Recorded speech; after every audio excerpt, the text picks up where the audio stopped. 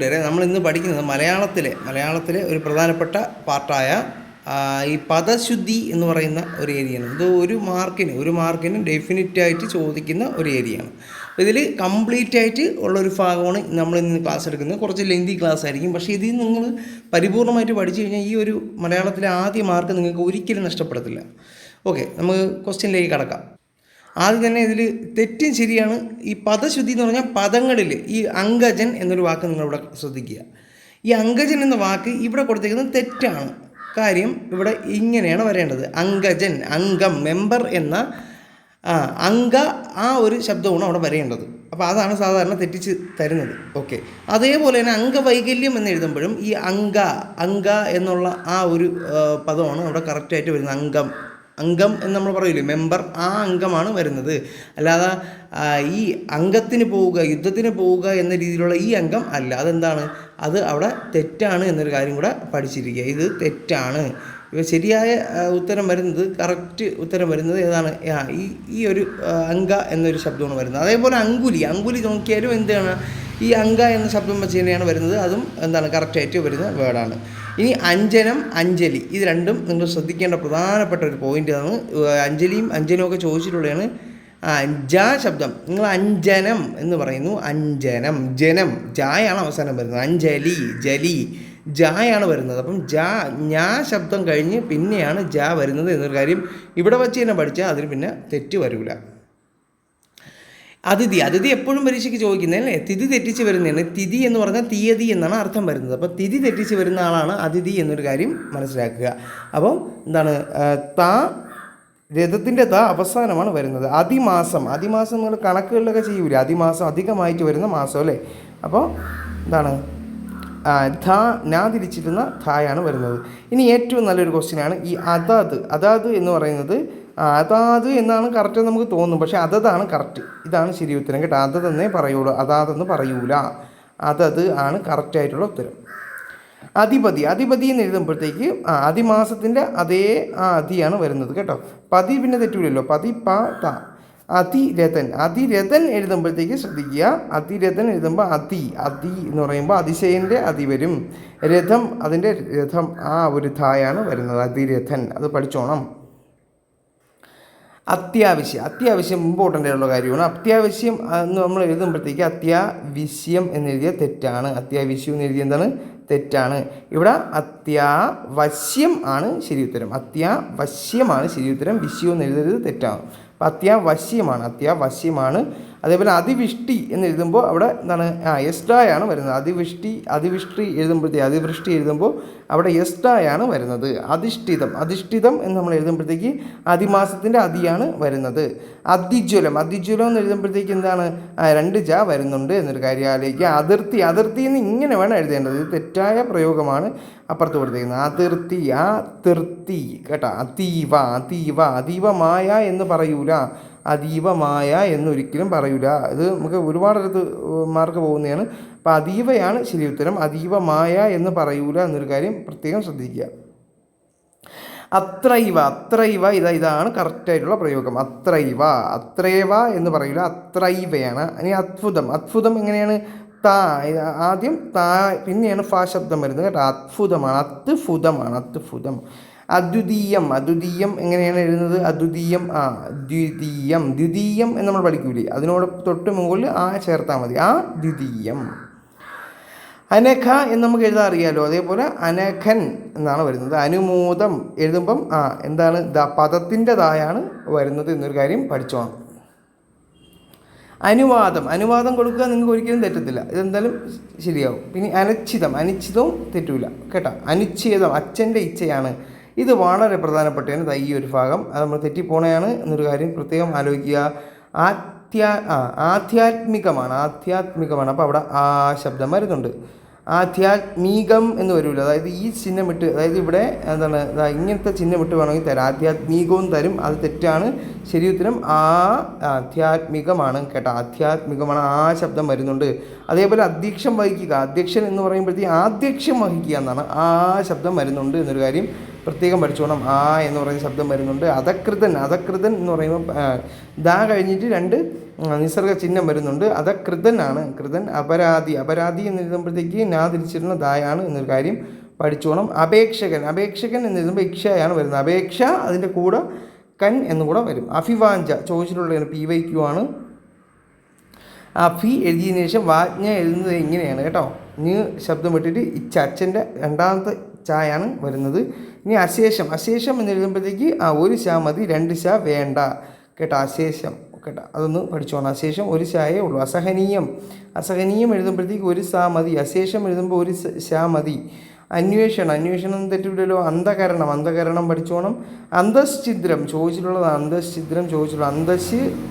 ഛിദ്രം അങ്ങനെയാണ് ശരിയായ, ഇതാണ് ശരിയായ പ്രയോഗം കേട്ടോ, മാറിപ്പോകരുത്. ഇതാണ് ശരിയായിട്ടുള്ള പ്രയോഗം. അപകൃതനം അപരാധം അപരാധി നമ്മൾ പഠിച്ചില്ലേ, അതേപോലെയാണ് കറക്റ്റായിട്ട് അത് പഠിച്ചു കഴിഞ്ഞാൽ തെറ്റില്ല. ഇനി അപകൃഷ്ടൻ എഴുതുമ്പോഴത്തേക്ക് അത് ഇടായാണ് എസ്റായാണ് വരുന്നത്. അബ്ദം ഉണ്ട്, അബ്ദിയുണ്ട് പഠിച്ചോണം. അബ്ദം എന്ന് എഴുതുമ്പോൾ ശബ്ദത്തിൻ്റെ ദമ്മാണ് വരുന്നത്. അബ്ദി എന്ന് എഴുതുമ്പോഴത്തേക്ക് നാതിരിച്ചിരുന്ന ദായാണ് വരുന്നത് കേട്ടോ. അപ്പോൾ ഇവിടെ വള്ളി ഇട്ട് കഴിഞ്ഞാൽ അങ്ങനെ ഒരു വാക്കില്ല കേട്ടോ. പ്രത്യേകം പഠിച്ചോണം. അത് പഠിച്ചില്ലെങ്കിൽ മാർക്ക് പോകും. അബ്ദി ഇതാണ്ട് അബ്ദം എന്നുള്ള സ്ഥാനത്ത് ഇവിടെ ഒരു വള്ളി ഇട്ട് കഴിഞ്ഞാൽ ഈ മോഡലാണ്. പക്ഷേ ഇങ്ങനെ വരുമ്പോഴത്തേക്ക് ഈ ദായാണ് ഉപയോഗിക്കേണ്ടത്. ഇനി ദം ശബ്ദം വരികയാണെങ്കിൽ ഈ ശബ്ദത്തിൻ്റെ ദായാണ് ഉപയോഗിക്കേണ്ടത്. വളരെ ഇമ്പോർട്ടൻ്റ് ആയിട്ടുള്ള 2 പദശുദ്ധിയാണ് ഇപ്പോൾ പറഞ്ഞത്. ഇനി അഭ്യസ്ത വിദ്യൻ ഇവിടെ അഭ്യസ്ത്യ ഇങ്ങനെയാണ് വരുന്നത്. പിന്നെ വിദ്യൻ കറക്റ്റ് തന്നെ. അപ്പോൾ ഇസ്തയാണ് ശ്രദ്ധിക്കേണ്ടത്. അഭിപ്രായക്യം കേട്ടോ. അവിടെ ഐക്യം എന്നുള്ള രീതിയിൽ ഐക്യം അങ്ങനെയാണ് വരുന്നത്. ഓക്കെ, അപ്പോൾ ഒരു പേജ് ആയിട്ടുണ്ട്. ഇനി അജഗജാന്തരം എന്താണ്? അജം ഗജം അന്തരം.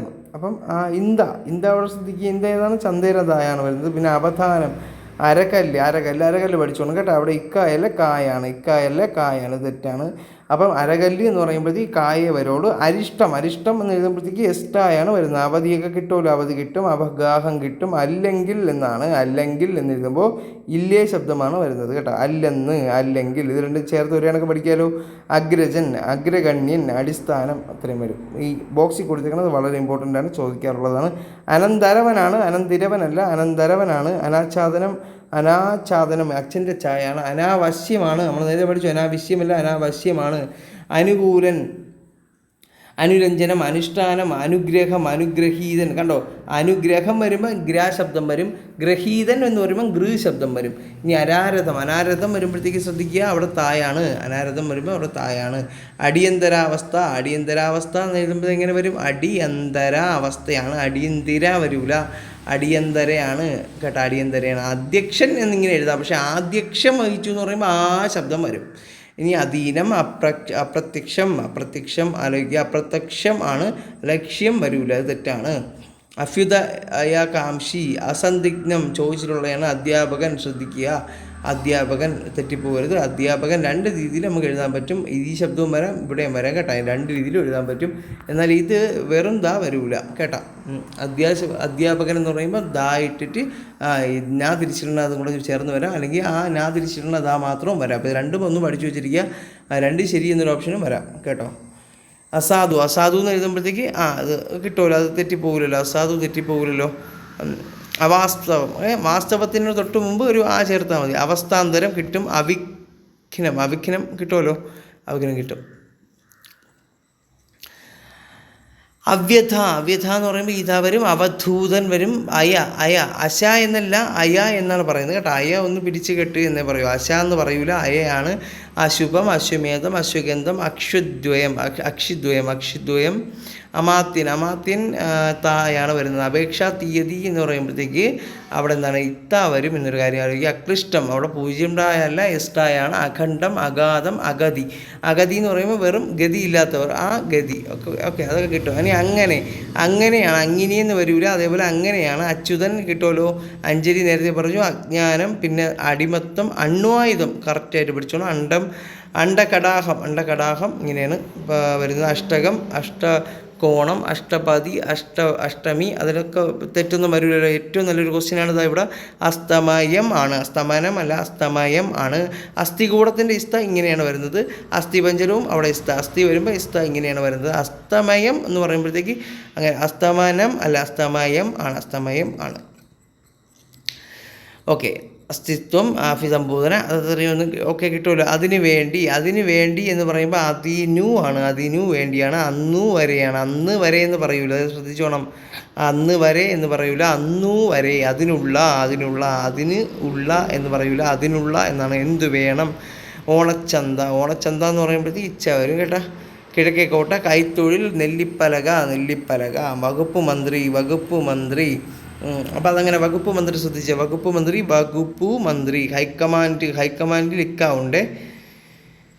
അന്വേഷണം, ആഠ്യൻ എന്ന് എഴുതുമ്പോഴത്തേക്ക് അവിടെ 0 ഡായാണ് വരുന്നത്. 0 ഡാ എന്ന് പറഞ്ഞാൽ ഇവിടെ ചുനുപ്പ് വരുന്നുണ്ട്.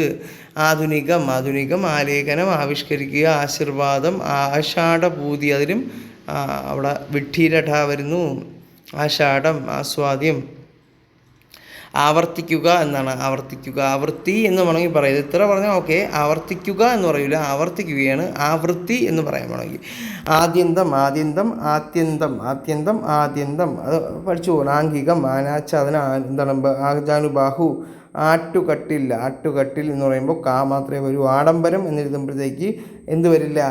വിഡ്ഢിയുടെ ചുനുപ്പുള്ള ഡാ വരില്ല. ആഠ്യത്വം എന്ന് പറയുമ്പോഴത്തേക്ക് വരും. ഇനി ആകട്ടെ, ആഠ്യത വരും. ആദരണീയത, ആപദം. ഓക്കെ, അതേപോലെ ബാക്കി നോക്കാം. ആനച്ചന്ത എന്ന് പറയുമ്പോൾ നോർമൽ പദം. ആനപ്പിണ്ടം ഉണ്ട്, ആനപ്പിണ്ടം ചോദിച്ചിട്ടുള്ള പരീക്ഷയ്ക്ക്. ആനപ്പിണ്ടം എന്ന് പറയുമ്പോൾ ഇപ്പം വരുന്നുണ്ട്. പിന്നെ പിണ്ടം എന്ന് എഴുതുമ്പോൾ ശബ്ദവും ഡാ ശബ്ദവും 0 ഡാ എന്ന് വരത്തില്ല. ആണത്തം പഠിച്ചോണം, ആണത്തം പഠിക്കണം. ആപച്ചങ്ക എന്ന് പറയുമ്പോഴത്തേക്ക് അച്ഛൻ്റെ ച വരും. ആയുശിഷ്ടം, ആവൃത്തി, ആവേദന, ആർഭാടം, ആതുര ശുശ്രൂഷ. അന്വേഷണ കമ്മീഷൻ വരുമ്പോൾ ഇക്ക വരുന്നു. ഹൈക്കമാൻഡിലും ഇക്ക വരുന്നുണ്ട്. ഓക്കെ, ഇത്രയും കാര്യങ്ങളത് ഓക്കെ ആയിട്ട് കിട്ടൂല. അത് വേറെ തെറ്റൊന്നും വരില്ലല്ലോ. ആഴ്ചപ്പതിപ്പ്, അതിൽ ഇപ്പ വരുന്നുണ്ട്. ആഴ്ചപ്പതിപ്പിൽ ഇപ്പ വരുന്നുണ്ട്. ആത്മീയമാണ്. എന്ന് പറയൂല, ആത്മീകം എന്ന് പറയൂല. പക്ഷെ ആത്മീയം എന്ന് പറയും, ആത്മികം എന്നും പറയും, ആത്മീയം എന്നും പറയും. ഇടികല്ല് എന്ന് പറയുമ്പോഴത്തേക്ക് 200 2 വരൂല. ഇളനീര് 200 ഒരു ന്യായമേ ഉള്ളൂ, 2 വരൂല എന്നൊരു കാര്യം കൂടെ പഠിച്ചോണം. ഇച്ഛ അമ്മ കിട്ടുമല്ലോ, ഇച്ഛ കിട്ടും. എഞ്ചുവടിയാണ്, എഞ്ചുവടി. എങ്ങനെ, ഇങ്ങനെ. എന്നെങ്കിലും ഐതിഹാസികം. ഇല്ലെങ്കിൽ ഇരുട്ടടി. ഇംഗിതം. ഇത്തിരി. ഇതം പ്രഥമം, എനിക്ക്. ഇന്ദീവരം, അതൊന്നും തെറ്റില്ല. ഇന്ദ്രധനസ്. ഓക്കെ, ആപാദ മധുരം എന്ന് പറയുമ്പോൾ പാദം തായാണ് വരുന്നത്. ആപാദ മസ്തകം എന്ന് പറയുമ്പോഴത്തേക്ക് ഇതാ വരും.